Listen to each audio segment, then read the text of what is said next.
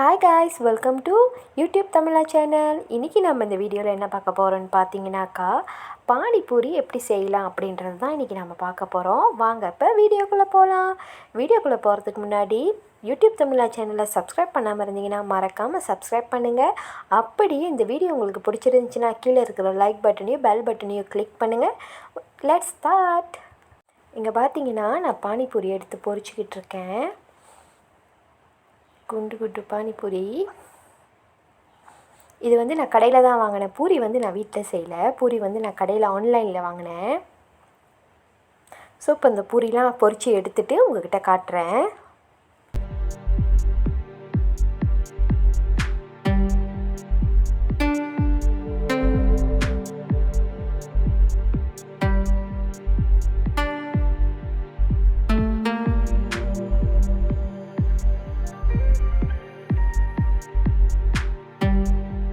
இதுதான் லாஸ்ட் பூரி.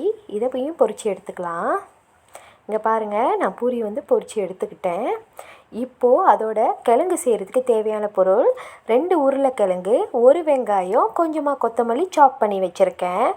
முதல்ல நம்ம உருளைக்கிழங்கை நல்லா மசிச்சு எடுத்துக்கலாம். ஒன்று ஒன்றா போட்டுக்கலாம். ஏன்னா உருளைக்கிழங்கு வந்து நம்ம மசிக்கும் போது அது அங்கங்கே ஓடும் இல்லையா? ஸோ அதனால தான் ஒன்று ஒன்றா போட்டு மசித்து எடுத்துக்கிட்டேன். இப்போது கொஞ்சமாக கொத்தமல்லி, அடுத்ததாக கொஞ்சமாக வெங்காயம் ஆட் பண்ணிக்கலாம். அடுத்ததாக கொஞ்சமாக உப்பு நிறைய சேர்க்க வேணாம், கொஞ்சமாகவே சேர்த்துக்கலாம். இப்போது கொஞ்சமாக பார்த்தீங்கன்னாக்கா நான் கரம் மசாலா தான் ஆட் பண்ணியிருக்கேன். அடுத்ததாக கொஞ்சம் பெப்பர், அடுத்ததாக 1 டீஸ்பூன் சில்லி பவுடர் ஆட் பண்ணியிருக்கேன். இது எல்லாத்தையுமே சேர்த்துட்டு நம்ம நல்லா மிக்ஸ் பண்ணி விட்டுக்கலாம். முதல்ல இது எல்லாமே நல்லா மிக்ஸ் ஆகட்டும். இங்கே பாருங்கள், நான் நல்லா மிக்ஸ் ஆக்கி விட்டுட்டேன். இப்போ நம்ம இதை ஒரு சின்ன பவுலுக்கு ட்ரான்ஸ்ஃபர் பண்ணி வச்சுக்கலாம்.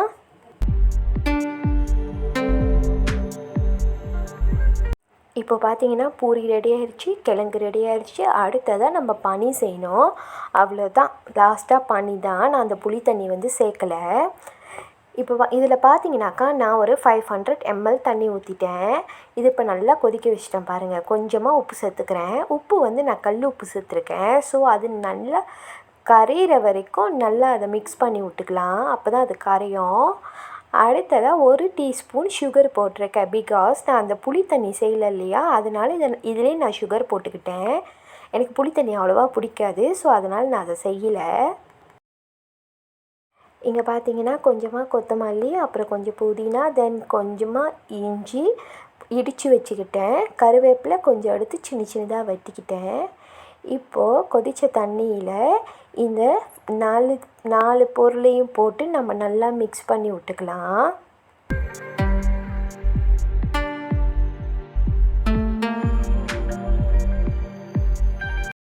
இப்போது இது எல்லாமே நல்லா மிக்ஸ் ஆகிடுச்சி. மிக்ஸ் ஆகிட்டோன்னே நம்ம எடுத்து அந்த தண்ணியை மட்டும் வடிகட்டி எடுத்துக்கலாம்.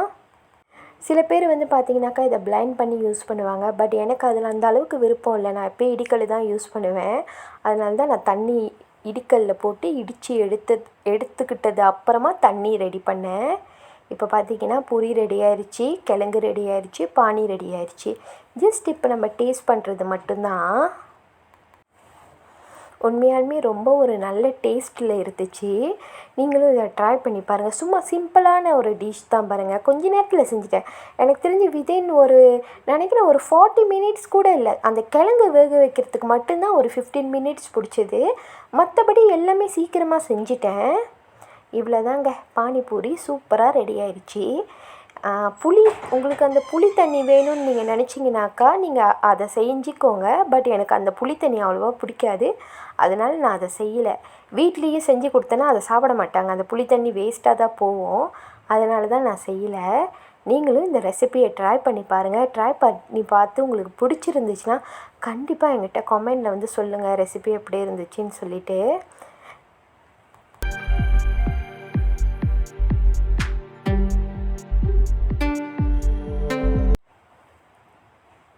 இங்கே பார்த்தீங்கன்னாக்கா நான் எல்லாத்தையுமே ரெடி பண்ணிட்டேன். இது கொஞ்சம் நேரம் தண்ணியிலே ஊறிடுச்சு. அதனால தான் வந்து தண்ணி லைட்டாக வெளியாகுது. மற்றபடி டேஸ்ட் எல்லாம் சூப்பராக இருந்தது.